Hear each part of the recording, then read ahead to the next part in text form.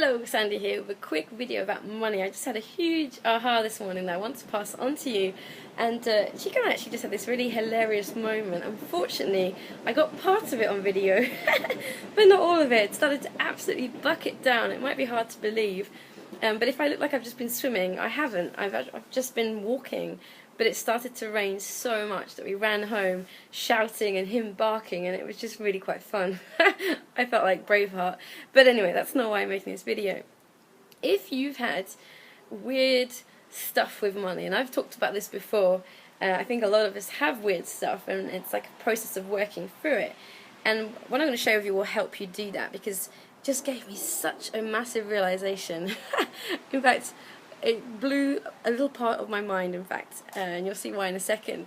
So what I realized and what I was reading, and this is from A Happy Pocket Full of Money, amazing book by the way, is that a lot of people get stuck in scarcity consciousness because they focus on money as a physical object, as coins or as notes of money, as paper or checks, and they see it as this physical thing.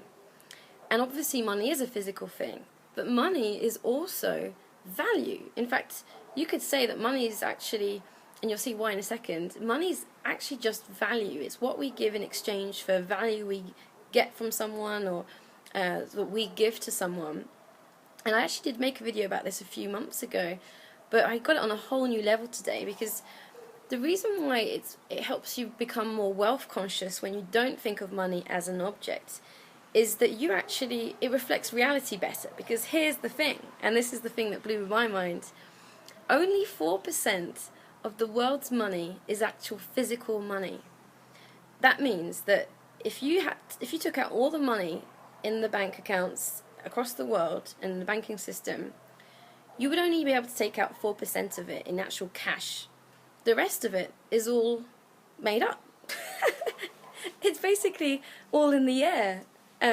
It's like a big illusion, and everyone agrees that that's the way it is, so it works. It's an illusion that works, but sometimes it doesn't when people stop believing in it. And that actually happened in the Great Depression, when people were taking out their money and they couldn't, and they panicked. And it even happened just a few years ago in the UK, where I'm from, and I know it's happened in other countries as well. But a big bank went bankrupt, and people were queuing up to take out their savings and panicking when the bank had to tell them, I'm sorry, but we don't have enough actual cash.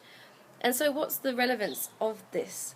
Well, when you stop thinking about money as being cash, and you start thinking of it as value and as a flow of value between people, it's way more expansive, because there's no limit to it. There's no limit to the value that you could give someone or you could receive from someone, whereas there is obviously a limit on the amount of cash that we have in the world. And in fact, there's a very a huge limit on it, because only 4% of the money in the world is actual physical money. And so it's like the first step to wealth consciousness is really understanding this.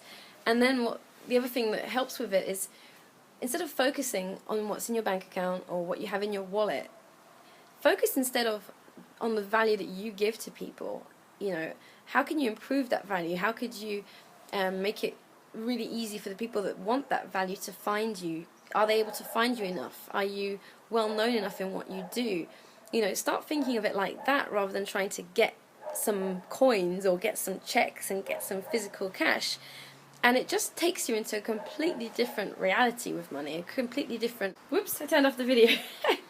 So when you think of it like that, it's much more expansive, and that's the first step to really having a bigger financial reality as well, because it's literally bigger the way you're thinking about it than just thinking about what's in your bank account and what's in your wallet or your purse or your money jars. So I hope that helps you in the same way it helped me. Let me know your thoughts, and if you did get an aha from this, thank you for watching, and I'll see you soon. Bye bye. Oh, and look at how wet Chico is as well.